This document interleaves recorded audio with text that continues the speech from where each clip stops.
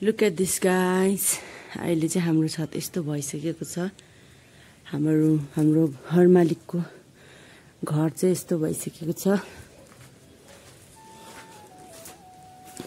तिमी मलाई पर्लाई नै मन पर्ने आँखाले नहेर्ने। हेलो गुड मर्निङ सबैजनालाई, जति पनि आजको मेरो भिडियोमा जोडिरहनु भएको छ हजुरहरूलाई सबैजनालाई वेलकम भन्न चाहन्छु।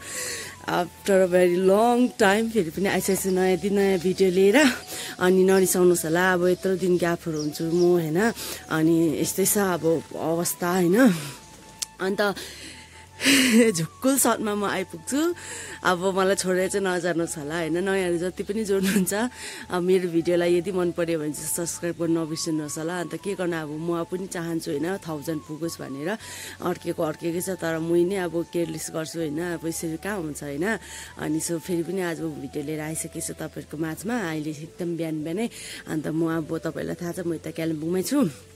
अन्त साथीहरू खुसीको खबर चाहिँ अब चाहिँ मेरो एकदमै क्लासेसहरू पनि सक्यो। अन्त अब चाहिँ तपाईँहरूको अब भिडियोसहरू पनि आउने गर्छ अब जति सक्दो छिटो नै। अन्त अलिकति डिसेम्बरमा चाहिँ मेरो अलिकति बिजी सेड्युल्स छ, अनि त्यही कारणले चाहिँ म अलिक डिसेम्बरमा चाहिँ अलिक त्यस्तो गर्न सक्दिनँ होला। अनि अब म तपाईँहरूको माझमा आइ नै रहन्छु, जतिसक्दो कोसिस गर्छु। अनि आजको दिन चाहिँ के हो भने चाहिँ आज बिहानै अन्त यो अङ्कलहरूको घर हाम्रो लुगा सुकाउने ठाउँ चाहिँ बिजोग भएर चाहिँ धन्न फेरि एक ताला बनाउनु आँटेछ। अनि हामी चाहिँ कहिले बनाउने होला है यस्तो नै टक्कै आफ्नै है चरक्कैको। अन्त यता चाहिँ हामीले लुगा चाहिँ यहाँ जुगाड गरेर सुकाउँछौँ। अनि आज चाहिँ के हो साथीहरू, भेरी एक्साइटेड भनेर चाहिँ के हो भन्दाखेरि चाहिँ आज चाहिँ म चाहिँ फाइनली तपाईँहरूलाई अब म यहीँ बसेको त केही सेयर गर्ने होइन, कहाँ नयाँ चिज गएको त हजुरलाई सेयर गर्नु मन परिहाल्छ। सो आज चाहिँ म मेरो माइली दिदीको घर जाँदैछु। आज चाहिँ म सिक्किम जाँदैछु, अब सिधा कुरै हो। अनि सो अब गएर चाहिँ अब प्याकिङ खानाहरू बनाएर चाहिँ त्यहाँबाट चाहिँ जानुपर्छ। अनि बाटोको नजाराहरू हल्का देखाउँछु पाइछु भने। सो के गर्नु गएको भनेर चाहिँ म तपाईँलाई उता गएर म भन्छु ल, के गर्नु गएको कसो गर्नु गएको भनेर चाहिँ। अनि ल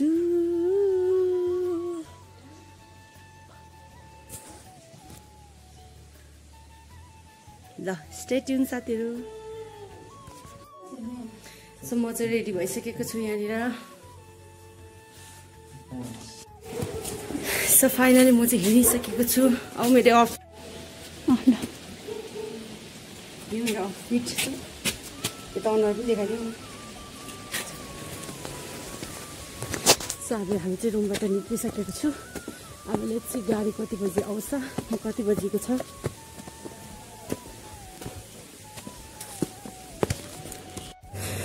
वेदर पनि मजाको भइरहेछन्।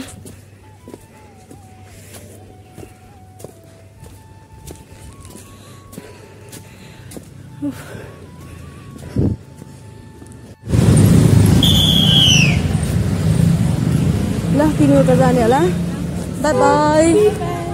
बिहा जस्तो छ त यता हो यता यो त्यो। ल जाउँ, बाई बाई। जाउँ लु छिरिहालौँ मैले हेर्छु। ल ल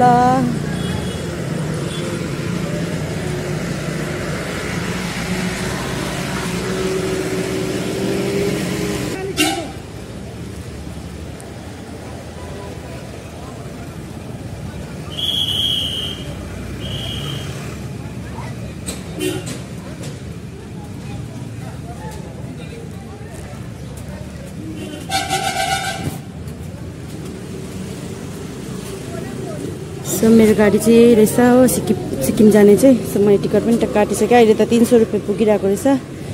सो मलाई चाहिँ 3rd सिटमा रहेछ। एक्लै रहेछु म 3rd सिटमा। अब के गर्नु, यस्तै छ। कल गर्नु भए त अघि पाउँथ्यो रहेछ नि हो।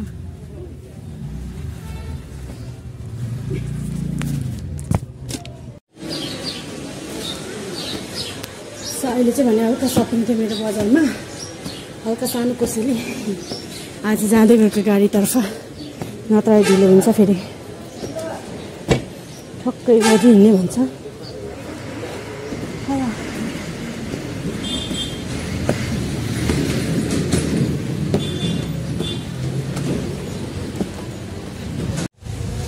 म चाहिँ अब वेट गरिरहेको छु अब एक कहिले बज्छ भनेर चाहिँ त्यहाँबाट चाहिँ जानुपर्छ नयाँ क्लिप किनेको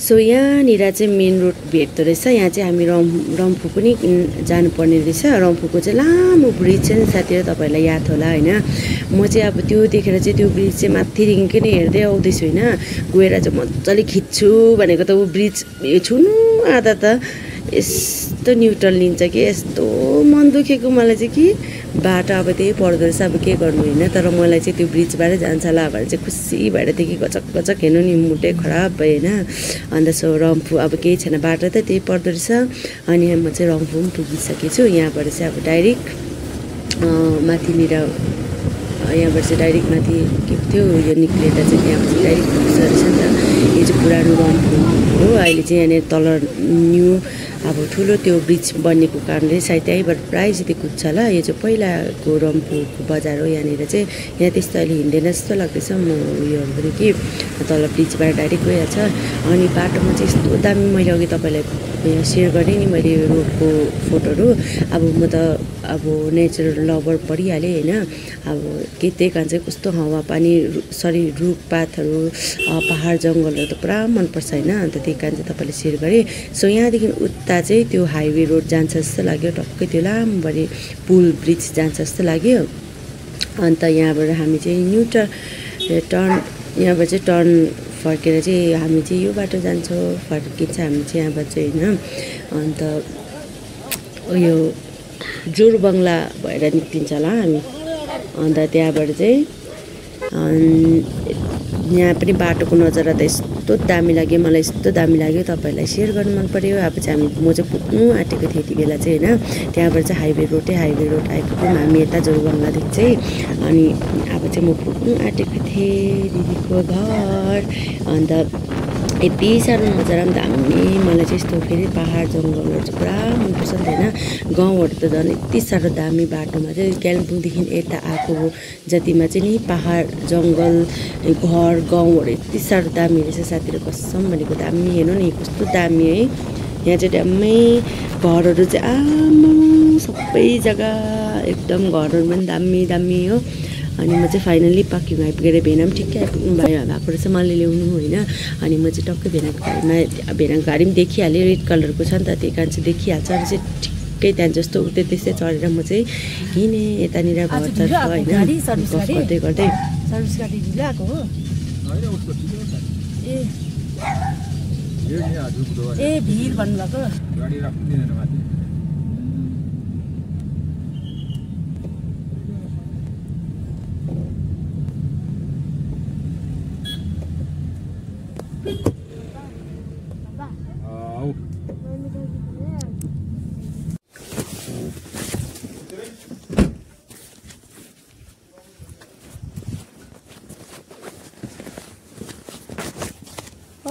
हजार भएन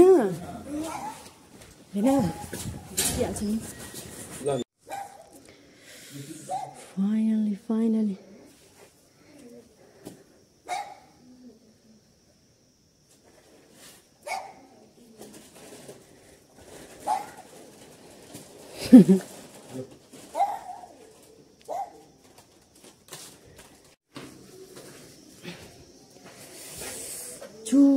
कस्तो ठुलो सो मेरो सानो दाजु चाहिँ हुनुहुन्छ होइन अब सानो दाजुले अब चिया बनाइदिँदैछ मलाई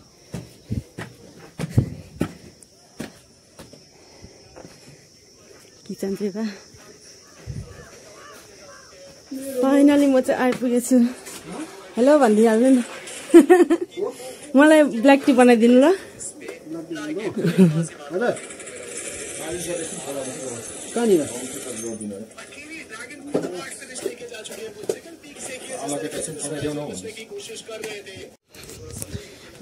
म यसरी ग्यास हजुर टेरेस गार्डन वाउ हेर्नु सागहरू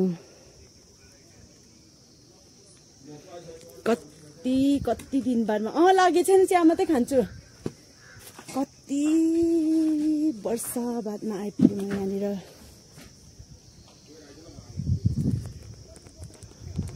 वाउ हाम्रो दिदीहरूको टेरेसबाट यस्तो दामी नजारा देख्छ वाउ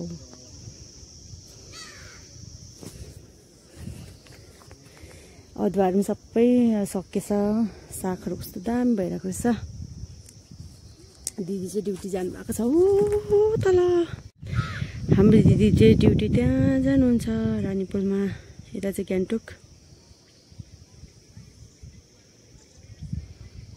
ल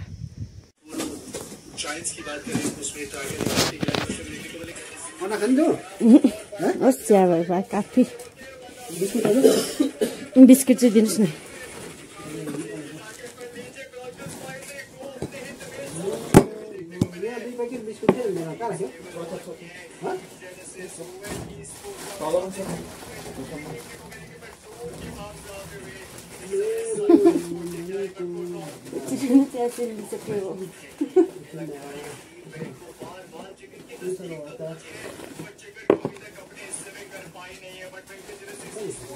कस्तो मजाको भइसकेको छ नि बाटोहरू पनि कस्तो दामी जग्गाहरू पनि कस्तो दामी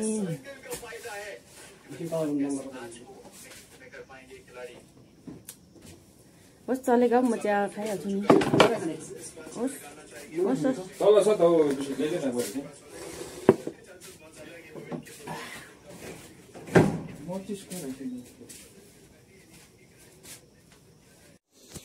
सो अहिले चाहिँ म मेरो दिदीको घरमा आइपुगेछु अनि एउटा चिज देखाउँछु ल दिदीले हाम्रो फ्यामिलीको फोटो कस्तो मजाले सजाइराख्नु भएको रहेछ मेरो आमा आप्पा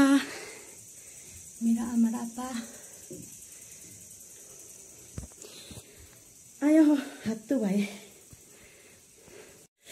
ल आज चाहिँ मैले भिडियो पनि त्यस्तो राम्रोसँगले बनाउनु पनि पाइनँ बाटोमा थाकेको पनि थियो अनि आएर भेनालीमा ल्याउनु भएन स्ट्यान्डमा चाहिँ अन्त यहाँनिर दिदी पनि अहिले भर्खर जब ड्युटीबाट आइपुग्नु भयो अनि हामी चाहिँ अब माथि नै जाने सो मेरो आजको भिडियो चाहिँ म यहीँ एन्ड गर्नु पर्यो सो म चाहिँ आज चाहिँ यता सिक्किमको पाक्योङ भन्ने ठाउँमा आइपुगेछु साथीहरू त्यस्तै छ ल अब आउँदो नेक्स्ट भिडियोमा भेटौँ भोलि के कसो हुन्छ भोलि चाहिँ मेरो मेरो इम्पोर्टेन्ट काम हो त्यसको लागि चाहिँ म आएको सो कहाँ जान्छु म हजुरलाई देखाउँछु ल हेर्दै गर्नुहोस् ल bye bye thank you so much for watching